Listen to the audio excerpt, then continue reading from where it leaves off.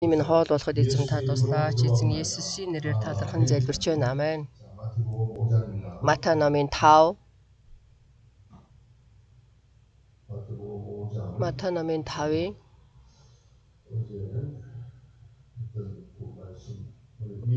За өчигдөр бид Матай номын 6-аг уншсан. Өнөөдөр мөн Матай номын 5-ын 6 дахиад бас уншин харъя.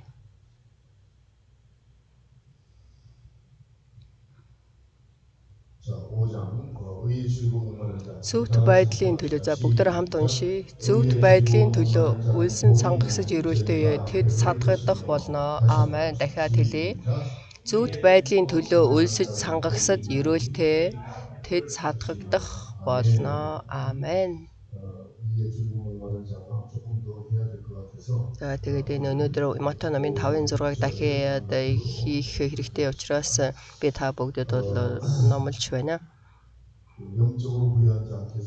За тэгэхээр сүнсээр бэлхэм дүүрэн нэгэн бид нар бол өрөөгдсөн хүмүүс. Тэгэхээр өрөөгдсөн хүн гэдэг мэн сүнслэг тэр хүч чадлаар дүүрэн сүнсээр бэлхэм дүүрэн хүнийг хэлж байна. Нөхцөл байдал мань хэцүү байсан ч гэсэн сүнслэг дотроо бол бэлхэм дүүрэн хүн байна. Би орчин нөхцөл байдлаа дүүрэн байсан ч гэсэн сүнсээр бас тийм дүүрэн байж чадахгүй итгэгч байна. Тэгээ би өчигдөр оройны залбирлаар та бүгдэд хэлсэн. Миний сүнс сайн сайхан байсан чи бүх зүйлүүд мань сайн сайхан байх хэрэгтэй. Ерөөлтөө хүн гэх юм бол сүнсээр бэлхэм дүүрэн нэгнийг хэлж байна. Тэр сүнсээр бэлхэм дүүрэн нэгэн гэдэг мань үргэлж Бурхны зөвхт байдлыг хүсэмжилсэн нэгнийг хэлж байна. Аамен. Тэгэхээр зөвхт байдлын төлөө өсөж цангахад өрөөгдөх болно. Тэд цатгагдах болно. Тэр юугаар цатгагдах вэ гэхээр Бурхны зөвхт байдал дотор цатгагдана. Аамен. Гэж өчигдөр номлосон байгаа. За Есүс ч гэсэн хэлэхдээ хүн бол далхаар биш Бурхны амнаас гарах үгээр хүн амьдрдаа гэдгийг Есүс бидэнд хэлж өгсөн. Бидний итгэлийн амьдрал гэдэг маань үргэлж зөвхт байдал Бурхны үг дотор бид нар байх хэрэгтэй. Би ямар нэгэн зүйл хийхдээ би бодож ярьж хийж үлдэхдээ Бурхны зөвхт байдлыг би үнэхээр харуулж чадаж байна уу? Миний хийж байгаа энэ ажил Бурхны өмнө Бурхан бол зөвхт зүйл хийж байна гэдгийг бид нар бодон хийж үлдэх хэрэгтэй. За бид нар би өчигдөр 3 зүйлийн талаар ярьсан байгаа шүү дээ. Хүн төвтэй итгэлийн амьдралаар амьдартай хүмүүс байна. Мөн өсч уруудсан итгэлийн амьдралаар амьдарч байгаа хүмүүс байна. Мөн өөрийнх нь зүрх сэтгэл таалагдахгүй байх юм бол итгэлээсээ яваад ертөнц рүү явчихдаг. Тэгэхээр Бурхан төвтэй хүн гэж бас байх хэрэгтэй юм. 3 төрлийн хүний талаар өчигдөр оройны номлолоор ярьсан байгаа. Тэгэхээр сүнслэг хүч чадлаар дүүрэн хүн гэдэг маань Бурхны тэр зөвхт байдлыг үргэлж боддог хүн гэдгийг бид нар үргэлж бодож мартахгүй байх хэрэгтэй. За Бурхан бидэнд гэр бүлийг өгсөн. Аамен. За Эхлэл номоос эхлээд харах юм бол Бурхан бол гэр бүлийг өгсөн. Тэр гэр бүл болон Бурхны зөвхт байдлыг харьцуулаад харах юм бол маш олон хүмүүс бид нар итгэлийн амьдралаар амьдарч байна.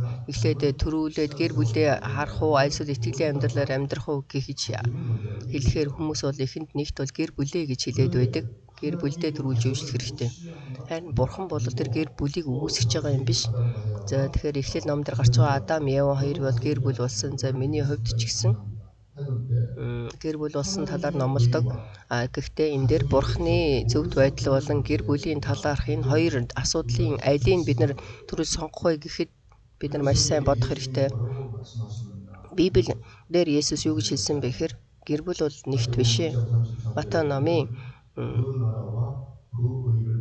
6-гийн 33 дээр Бурхны хаанчлал бол зөвхт байдлыг хай гэж хэлж байна. Бурхан бол тэр гэр бүлийг үүсгэж байгаа юм биш. Гэр бүл болон Бурхны зөвхт байдал бол сонгохын тулд алийг сонгох вэ гэхээр Бурхны зөвхт байдлыг төрүүлж сонгох хэрэгтэй. Итгэлийн амьдралаар амьдарч байгаа бид бүгдийн хувьд бол энийг бол сайн ойлгож мэдэхгүй байна. Бурхан гэр бүлийг өгсөн ч гэсэн сүм чуулган гэдэг маань эзний цусаар худалдан авсан сүм чуулган. Тэгэхээр энэ бол маш ялгаатай. За тэгээд хүн төвтэй хүмүүсийн тэр хүмүүсээс бол асуухад гэр бүл бол чухлаа гэж хэлдэг. За миний хувьд бол та бүгд гэр бүл тийм чухал биш ээ гэж хэлж байгаа юм биш. Гэр бүл чухал. Гэхдээ гэр бүл болон Бурхны зөвхт байдлын алийг сонгох гэх юм бол төрөлөө Бурхны зөвхт байдлыг сонгох хэрэгтэй. Библийг харах юм бол 내가 주님이 나를 따르려면은 эзэн намайг дагах юм бол эзэн хэлэхдээ 기도하고 그다음에 부모 기도하고 эцэг ихээ хүүхдүүдэд хойш нь болгоод намайг дагаа гэж хэлсэн шүү дээ. Есүс гэр бүлийг өгөөсгээгүй шүү дээ. Гэр бүлийг үл тоогоогүй шүү дээ. Гэр бүлийг хүндэлсэн. Гэхдээ түүний Бурхны хаанчлалын зөвхт байдлыг сонгон Бурхны ажил маш чухал гэдгийг бол ойлгох хэрэгтэй. Энэ бол Бурхан төвтэй хүн. Хэрвээ гэр бүлээ төрүүлж сонгосон хүн бол хүн төвтэй маш олон итгэгч нар Бурхны хүслээс шал өөр эсрэг тишээ явж байна. Пасторуудын хувьд ч гэсэн тэр номлож байгаа байдлыг харах юм бол солонгос пасторуудын сүм чуулган энд бол тийм пасторууд байна гэдгийг би бол ерөөсөө ойлгохгүй бодож үзээгүй. Тэгэхээр энэ социалист хөгжилтэй улс болон Христэд итгэдэг хүмүүс болон эдгээр бол маш ялгаатай. За тэгэхээр энэ социалист хөгжилтэй хүмүүс бол Бурхны эсрэг бол байдаг. Тэгэхээр тэр социалист үзэлтэй хүн яаж пастор болох юм? Энэ бол ерөөсөө байх боломжгүй буруу. Тийм пасторууд бол номлол хийхгүй байсан чухал ягаад Бурхан байхгүй хүмүүс байна шүү дээ. Тэгэхээр энэ социалист хөгжилтэй улс гэдэг маань хүн болон материалын зүйлс бүгд адилхан гэж заадаг. Тэгэхээр Библиэлд юу гэж байна? Бидний махбод энэ ертөнцид амьдарч байгаад үхэх юм бол шороо руу явна. Харин бидний сүнсийг Есүс Христийн цусаар бол худалдан авсан. Тэгэхээр энэ материалын зүйлстэй адилхан биш шүү дээ. Энэ бол буруу. Тэгэхээр бидний хувьд бол хүний төвтэй байгаа тэр хүмүүсийг өгөөсөх гэж бол хэлж байгаа юм биш. Имбонжи болон тэр хүн төвтэй болон тэр өсөж урууцсан итгэл биш. Харин бид нар Бурхны хаанчлалын зөвхт байдлыг төрүүлэн хайх хэрэгтэй. Бөгөөд Бурхан төвтэй амьдралаар амьдраа гэдгийг л хэлж байна. Өнөөдөр би энд ирэхэд манай ахлагч өчтөр орой Библийн хичээл оройны залбирлаар сонссон болтой. Үнэхээр дахин та бас сануулж өгсөн талархъя. Үнэхээр Бурхан төвтэй хүн гэж ямар хүн бэ гэдгийг өчигдөр оройны номлолоор бол хэлсэн байгаа. Тэгэхээр Бурханы хүмүүсийг яаж сонсож байгаагаас шалтгаалаад бол хүмүүс аль замаар явах вэ гэдэг маань чухал. Тэгэхээр гэр бүл бол чухал гэхдээ Бурханы зөвхт байдал, Бурханы хүслийг хийхийн тулд бол бид нар түүнийг төрүүлж сонгох хэрэгтэй. Есүс ингэж хэлсэн. Би бол амар тайвныг өгөхөр ирсэн биш ээ. Би бол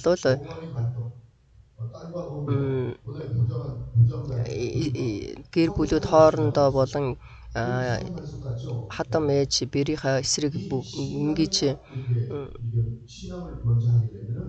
бол тэмцэлдүүлэхээр би ирсэн гэж хэлсэн. Тэгэхээр итгэлийн амьдралаар амьдрахын тулд бол ийм зүйлүүд бий болно гэдгийг хэлж байна. Тэгэхээр бид нар энэ нөхцөл байдалд бол ерөөсөө маш их тодорхой болол явах хэрэгтэй. Бурхны хаанчлал зөвхт байдлыг төрүүлж хайх хэрэгтэй.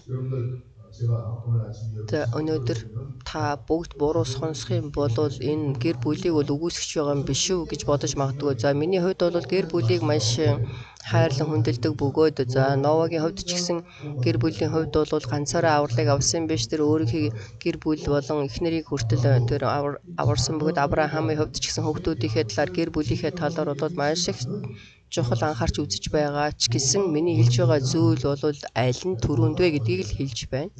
Тэгэхээр та бид бүгд энэ гэр бүлийн талаар дахиад бид нар харъя. Бид нар энэ газраас явах хоромд бол гэр бүл бол байхгүй болно. Зарим хүмүүс би Тэнгэрийн улсад очиод ээж аавтайгаа уулзна гэсэн найдар байдаг. Уулзах боломжтой. Итгэлээр амьдарч исэн эцэг эхтэйгээ мөнхийн улсад очиод уулзна. Гэхдээ тэр мөнхийн улсад очиж уулзахдаа гэр бүл миний энд газар дээр байсан ээж аав гэж бол уулзахгүй. Тэгэхээр Тэнгэрийн хаанчлалд бүгд адилхан бол гэр бүл хорим хийхгүй гэр бүлийн тийм нөхцөл байдлаар уулзахгүй харин Есүсийг миний нөхөр болгож эрэгтэй ч эмэгтэй ч гэж бол байхгүй Тэнгэр элчтэй адилхан гэж бол хэлсэн. 예화를 들어도 Жишээлх юм бол 22장 30절에 Матай номын 22-ийн 30 дээр 그 첫째가 죽고 난 다음 그 형수가 그 다음 아들하고 결혼을 하게 되고 또 결혼하고 За тэгээд тэн дээр болохоор амьлалтад тэд гэрлэгч үгийн нөхөрч үг гарахгүй харин Тэнгэр элч нартай адилхан болно гэж хэлсэн. 내가 오해했다고 했어요. За тэгээд нэг эмэгтэй болвол ах トゥ долоотой гэрэлсэн боловч дараа нь болвол хэнийх нэхнэр болох вэ гэж хэлэхэд энэ дээр тайлбарлаж өгсөн бөгөөд мөнхийн улсад болвол эрэгтэй эмэгтэй гэж бол байхгүй. 인물을 번창하기 위해서 하는 거지만 Тэгэхээр энэ хүнийг өсөхийн тулд махбодыг өсөхийн тулд энэ эрэгтэй эмэгтэй хүн энэ ертөнцийн амьдарч байгаа боловч мөнхийн улсад болвол эрэгтэй эмэгтэй гэж байхгүй бүгд Тэнгэр элчиг болвол байна. Тэгэхээр энийг болвол 아니 장모님들도 엉뚱한 얘기를 하더라고요. ахлагч нар хүртэл буруу яриад байдаг. Тэгэхээр энэ сүм чуулганд 10 20 жил амьдарч ижил ахлагч болно шүү дээ. Тэгэхээр гэр бүл гэдэг маань энэ газарт байх хугацаанд л байхаас биш энэ газараас бид нар явах юм болов Тэнгэрийн улсад очих юм болов эзэн бол миний нөхөр болж бид нэр эзний сүлт бүсгүй болон эзэнтэй уулзснаа гэдгийг санах хэрэгтэй. Матай номын 6-гийн 33 түүний хаанчлал болон зөвхт байдлыг хай. Тэгэх юм бол энэ бүхнийг та нарт өгнө гэж хэлсэн шүү дээ. Гагцхүү эхлээд Бурхны хаанчлал ба зөвхт байдлыг хайхтун тэгвэл энэ бүхнийг та нарт нэмж өгөх болно. Биднэрт хамгийн гол чухал зүйл нь юу вэ гэхээр түүний хаанчлал болон зөвхт байдлыг хай. Бурхны зөвхт байдал бидний дотор ишлэгдэх юм бол би өөрөө хошоо ухрах хэрэгтэй. За дахиад Мария Тэнгэр элч Мария дээр ирээд Бурхны хүү Иесус Христ чамаас төрнө гэж хэлэхэд Мариагийн байр суурнаас харах юм бол энэ том асуудал яагаад хоримч хийгээгүй ээжээ жирэмсэн болох юм бол тэр цаг үед бол ерөөсөө шууд чулуун шидэгдэн өөхөх ёстой тийм хэцүү нөхцөл байдал харин Йосефийн хувьд ч гэсэн тэр эхнэр тэр өөрхий гэр бүлийг байгуулж Мариаг авчирсан. Тэгэхээр түүний тэр Мариагийн тэр биеийг бол Йосефийн хувьд бол Бурханд зээлж өгч юм шүү дээ.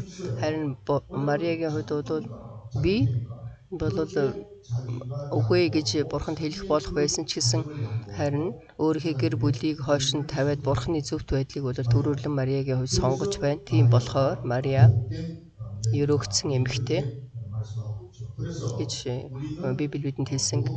Бидний хувьд бол юу төрөнд вэ гэдгийг өнөөдөр өглөө бид нар бол сайн ойлгох хэрэгтэй.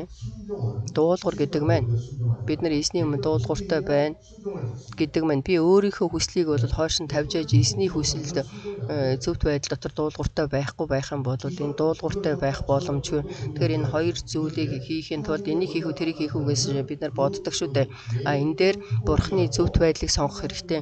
Миний өөрийн бодлыг хойшин тавиад Бурхны хүслийг нэгт тавих хэрэгтэй. Энэ бол итгэгч хүний сүнсээр дүүрэн тэр нэгэн болоод энийг болоод зөвхт байдлыг хийх боломжтой, өөрийгөө хойшин тавих боломжтой, Тэнгэрийн хаанчлалын төлөө хүч гарan итгэлийн амьдралаар амьдардаг нэгнийг хэлж байна. Тэгэхээр Бурхны зөвхт байдал миний амиас илүү чухал. Амен. Амен. Христэд итгэдэг энэ бид бүгдийн түүхийг харах юм бол үнэхээр сайн мэдээ тарааж байгаа, амиа алдаж байгаа хүмүүс байна шүү дээ. За Чеги Чол пастор байна. За Солонгос хүмүүс пасторууд Бурхны зөвхт байдлын төлөө тэд нар бол амиа алдсан байгаа. Өөрийн амиас илүүгээр чухалчилж байгаа тэр зүйл юу вэ гэхээр Бурхны зөвхт байдал. Энэ итгэл байхгүйгээр итгэлийн амьдралаар бол амьдарч чадахгүй Бурхныг баярлуулах боломжгүй. Зарим хүмүүс болохоор Бурхныг баярлуулъя гэж ингэж тэгж хийж байгаа л за өөрийнхөө амийг өгөө гэж хэлэхэд бол тэнд бол шууд бас чаддгүй хүмүүс байдаг шүү дээ. За яагаад тэгэхээр ам гэдэг маань чухал учраас тэгэхээр чиний ам болон Бурхны зөвхт байдлын алийг сонгох вэ гэж асуух юм бол бидний хувьд амиач гэсэн өгөөд Бурхны зөвхт байдлыг сонгох хэрэгтэй. Амен. Бурхны зөвхт байдал юу юм бэ? Юу юм бэ гэхээр Есүс Христ. 의인과의 대화라는 나는 아버지께로 Тэгэхээр зөвхт байдал гэхээр би бол эцэг рүүгээ явна, та нар дахиад намайг харахгүй гэж хэлсэн. Бурхны зөвхт байдал гэдэг маань Есүс Христ болоод Бурхны зөвхт гэдгийг бид нар сайн мэдэх хэрэгтэй. Амен. Тэгэхээр энэ сүм чуулган маань хүртэл 하나님의 의가 먼저입니다. Бурхны зөвхт байдал нэгт сүм чуулган гэдэг маань 하나님의 의가 Бурхны зөвхт байдал нэгт бол байх хэрэгтэй. Пастор хүний хувьд ч гэсэн мөн адилхан, та нар ч гэсэн мөн адилхан. Төрүүлээд та нарын зүрх сэтгэлийг ингээ харах юм бол юу харагдах вэ гэхээр Бурхны зөвхт байдлыг харуулах хэрэгтэй. Тийм учраас бид нар сайн мэдээг тарааж, сайн мэдээний үйлчлэл хийн гэдэг маань Бурхны зөвхт байдлыг хийж үлдэхийн тулд. 여러분들은 하나님을 쓴 것이라고 했어요. Тэгэхээр бид нар бол Бурханд итгэдэг савнууд Бурхны тэр савн дотор Бурхны зөвхт байдал дүүрэн байх хэрэгтэй. Бөгөөд тэр хүн Бурхан бол хэрэгжилж Бурхны баярлуулсан нэгэн. Амен. 자, 그래서 우리는 Бидний хувьд 여러분들 보세요. 예수님이 이제 물 한 그릇을 달라고 했죠. за Есүс бол надад аяг ус өгөөч гэж тэр Самар эмэгтэйгээс хэлсэн. Тэр Самар эмэгтэйгийн хувьд 이스라엘 민족이요. 유대인이나 Израильчууд, Израиль үндэстэн болон юудэчүүд бүр онцгойгоор 그 노동의 대가를 철저하게 지불하는 사람이 이스라엘 민족입니다. тэгэхээр энэ 공짜라는 게 없습니다. үнэгүй зүйл гэж бол байхгүй. Тэр ажил хийсэн хөлсийг бол нэг дэнгүү өгдөг тэр улсууд бол Израильчууд. За Есүс бол тэнд усныг аяг ус өгөөч гэж үнэгүй гуйсан. Яагаад тэгж хийсэн юм бол 그런데 그 여인이 물을 떠드리면서 тэр Самар эмэгтэй бол ус авч өгөөд бодсон. 유대인인데 Та юудэ хүн бэж ямар Самар эмэгтэй надаас ус гуйж байна гэж хэлсэн шүү дээ. Тэгээд 공짜로 덜 달라고 하는 분은 이 세상에서 한 분밖에 없다는 거예요. тэр үнэгүй өгөөч гэж байгаа тэр нэгэн бол ерөөсөө ганцхан л тэр нэгэн байна. Тэр хэн бэ гэхээр Бурхан. 없으니까 하나님은 창조주 하나님. Бурхан бол бүтээгч Бурхан учраас Есүс өөрөө 그를 넌저시 이 여자에게 암시하는 거예요. бүтээгч гэдгийг бол энэ эмэгтэйд бол анхааруулж хэлж өгч байна. За тэгээд тэр Самар эмэгтэй бол хот руу босч чадаад би эзэнтэй уулзлаа, Христтэй уулзлаа гэж хэлсэн. Энэ бол маш чухал. 여러분들 우리가 이 땅에 사는 동안 Бид нар энэ газар дээр амьдарч байх хугацаанд миний гэр бүл 가정을 잘 이끌 때 нэлээ бид нар сайн удирдах юм бол тэр гэр бүлийг өрөөгсөн гэр бүл гэдэг маань Бурхны зөвхт байдлыг төрүүлж ярих хэрэгтэй. Гэр бүлийн талаар бол ярих хэрэг байхгүй. Нөхөр гэр бүлээ удирдахдаа бидний бүхий л төлөвлөгөө гэдэг дотор болоод Бурхны зөвхт байдлыг ишлэх хэрэгтэй. Энийг гэр бүлдээ сайн заах хэрэгтэй. Бурхны өрөөл гэх юм бол дүүрэн байна шүү дээ. Гэтэл бол энэ сүүлийн үед гэр бүл төвтэй Америкч гэсэн мөн адилхан гэр бүлийн өдөр юуны өдөр гэл 그 무시하라 그런 얘기 안 해요. би бол энийг үл тоож байгаа юм биш. Гэхдээ 우리 집사람하고 제가 산 지도 거의 한 50년. за би бол гэр бүлийнхээ хүнтэй их нэртэйгээ амьдраа 50 жил болж байна. Гэр бүлийнхээ төлөө гэж бол хийж байгаа зүйл миний хувьд ерөөсөө санагддаггүй. Тэглээгээд би гэр бүлээ бол үүсгэж байгаа юм биш л дээ. 가정에 뭐가 나타나요? Гэр бүл дотор маань юу төрүүлж ишлэгдэх вэ гэхээр Бурхны хүсэл зөвхт байдлыг гэр бүлдээ зааж өгч сүм чуулга маань хүртэл адилхан. 우리는 Тэгэхээр бидний хувьд 하나님의 말씀에 그게 위주가 돼야 돼요. Бурхны үгэн дотор зогсон байж Бурхны зөвхт байдлыг төрүүлж илчлэн Бурхны зөвхт байдал гэх юм бол би өөрийнхөө бодол үзлийг хойш нь тавьсан итгэгч болох хэрэгтэй. Амен. Тэгэхээр бидний хувьд өргөлж сэргэг байх хэрэгтэй. Өргөлж бэлтгэлтэй байх хэрэгтэй. Есүс 뭐가 남아있죠? за тэр инжирийн модны хажууд очиод тэр инжирийн модноос жимс авч идэхийг хүссэн боловч жимсгүй учраас шууд тэр модыг бол харааж хатаасан. За тэгээд Мөнийг бол Есүсээс асуусан дагалдагч нар. За та бүгд бодоод үзээрэй. Тэр үр жимс гаргах тэр улирал бол биш байсан ч гэсэн Есүс бол тэрийг хатаасан тэр модыг. Тэгэхээр бид нар итгэлийн амьдралаар амьдарч байхдаа Бурхны зөвхт байдал энэ сүм чуулган маань ч мөн адилхан, гэр бүл маань ч мөн адилхан үргэлж Бурхны зөвхт байдлыг харуулах бэлтгэлтэй байх хэрэгтэй. Аамен. 내가 너를 쓰겠다 그럴 때 Би чамайг хэрэглэе гэхэд би бол арай бэлтгэлгүй байна гэж бүү хэлээ. За гэж шууд хэрэглэгдэх хэрэгтэй. 여러분 이거 피아노이죠. За энэ төгөлдөр хуур 어디 보는데 피아노 제가 이제 클래식을 조금 듣긴 가끔 듣는데 이 피아노 치는 사람이 있어요. За энэ төгөлдөр хуур тоглодог хүн байдаг. Төгөлдөр хуур дотор 피아노가 만들어지고 한 번도 거기다가 물리지 않는 за тэгээд энэ төгөлдөр хуурыг бүтээсэн мөртөөсөө төгөлдөр хуур дээр дарагддгүй товч байдаг. Би бол өчигдөр гайхсан.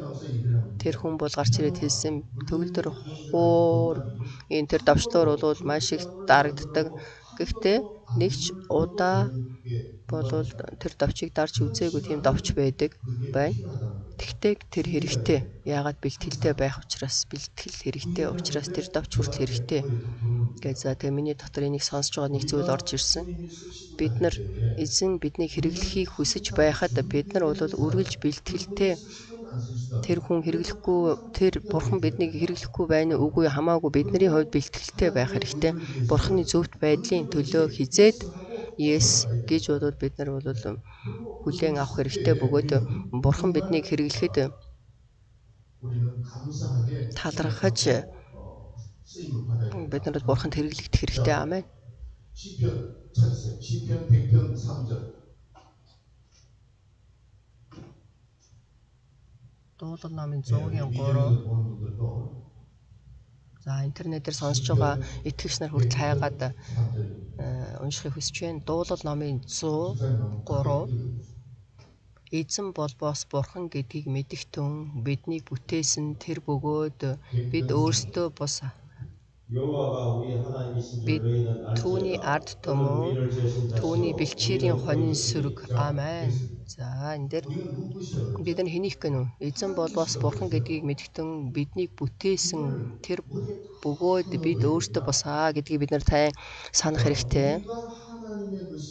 Бид нар бурханы хэм болол миний надад байгаа энэ бүхэл материалын зүйлсүүд бурханых, миний амьч бурханых, миний гэр бүл ч гэсэн бурханых, миний цаг ч гэсэн бурханых. Амен. Бурханы зүйлийг бурхан өөрийнхөө хүслийн дагуу хэрэглэх хэрэгтэй. Тэгэхээр энийг бол маш сайн гүнзгий бодон ойлгох хэрэгтэй. Миний хувьд бол пасторын үйлчлэл хийгээд би ивэл авсныхаа дараа би болохоор үнэхээр сайн пастор удирдагчтай сайн болоод уулзсандаа талархдаг. За одоо бол би бол минийх биш би бол бурхныхаа гэдгийг бол ойлгосон бөгөөд бурхан болоод миний цаг миний бүхий зүйлүүдийг бол хийнэ. Бурхан явах юм бол явж ирэх юм бол ирэх хэрэгтэй гэдгийг бид нар сайн санах хэрэгтэй. Бид нар бол бурхных. Амен.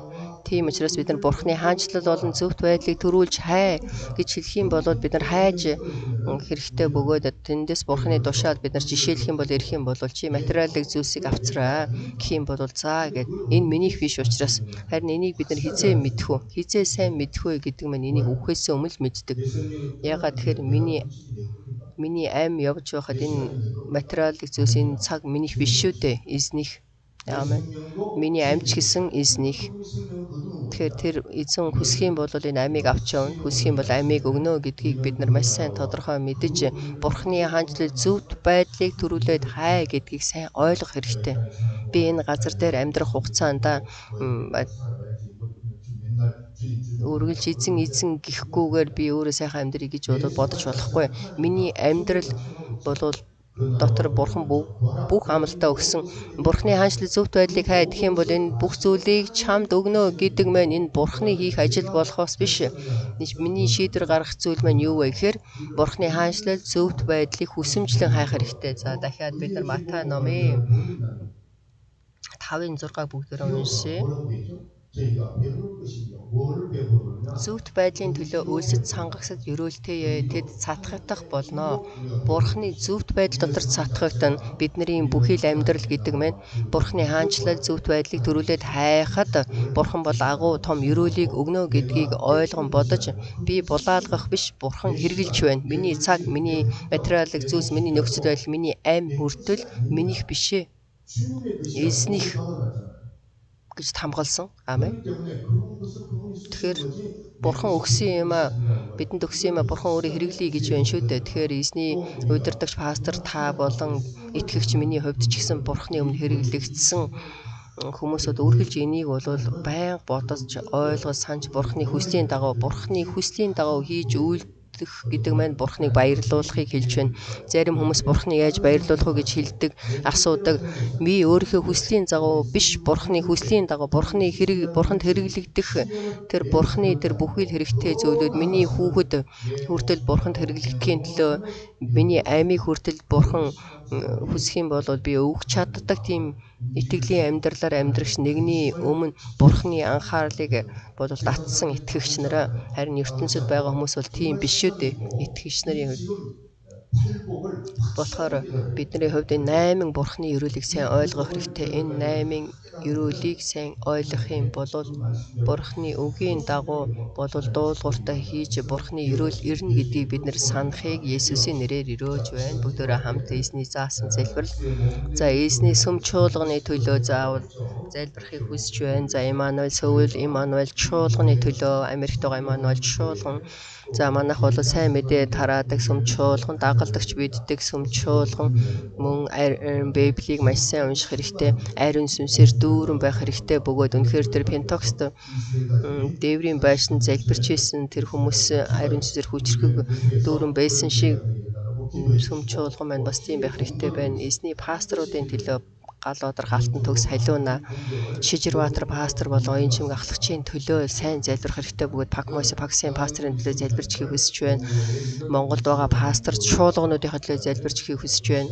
Мөн Оросд байгаа сүм чуулган Петр пасторын төлөө, Алекс пасторын төлөө залбирч ихийг хүсэж байна.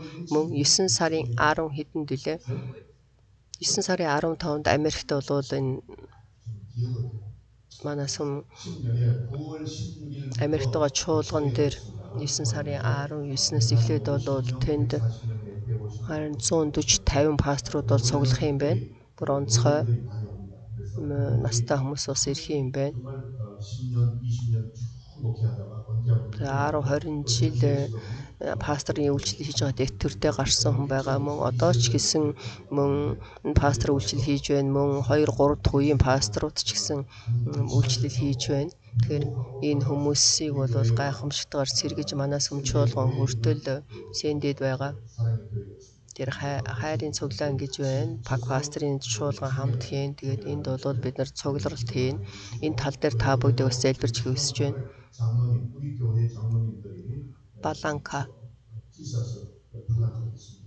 За манай сүм чуулганы ахлагч нар бол тэр хүмүүст бол тишаач бэлдсэн юм байна. Тэгээд энэ цугларалт ч гэсэн сайн сайхан болохын төлөө хийж өгч солонгосоос бас хэдэн хүн очино. За бүгдээрээ хамт гараа дээш нь өргөөд бүгдээрээ хамт эзний заасан залбирал Тэнгэр дэх бидний эцэг минь таны нэр ариунаар дурсагдж таны хаанчлал ирэх болтугай. Хүсэл тань тэнгэрчгээ энэ газар дээр биелэгдэх болтугай. Өдөр тутмын минь алхахыг энэ өдөр бидэндээ өгөөч.